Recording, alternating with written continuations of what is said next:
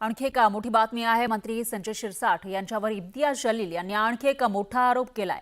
शिरसाट यांनी मुलाच्या आणि पत्नीच्या नावे शेंद्रा MIDC मध्ये 5 एकर जागा घेतली। ट्रक टर्मिनलचं आरक्षण बदलून ही जागा घेतल्याचा आरोप जलील यांनी केलाय। तर मंत्र्याला खुश करण्यासाठी अधिकाऱ्यांनी नियम धाब्यावर बसवल्याचंही जलील म्हणाले।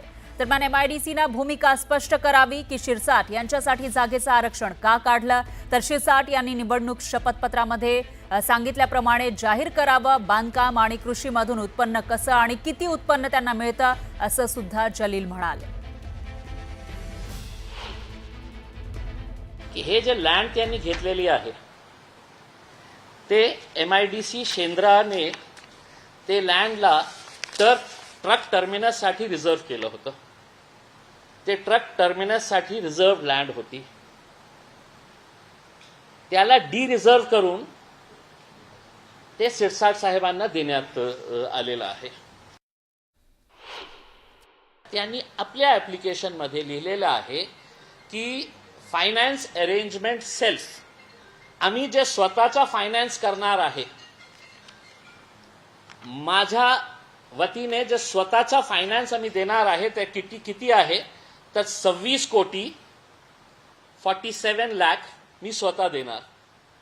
हे संजय शिरसाट साहेब सिद्धांत शिरसाट साहेबांचं डॉक्युमेंट आहे, ऑफिशियल डॉक्युमेंट आहे जे त्यांनी सबमिट केलेले आहे।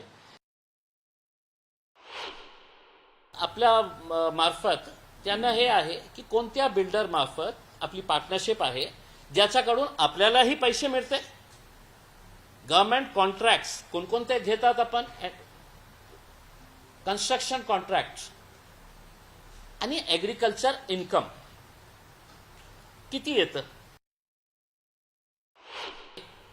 डायरेक्टर्स 2च आहे, तिसरा नाही, चौथा नाही, पाचवा नाही, हे बोलण्याचा तुम्हाला हे काही राहिलेला नाही आहे की 5 पार्टनर्स होते, आता आम्ही सगळं जमा करणार होते 2-2 कोटी रुपये। नाही, 2च डायरेक्टर्स आहे, एक तुमचा मुलगा, दुसरी तुमची पत्नी। किती पैसे सेल्फ फायनान्स करणार होते तर 26 कोटी।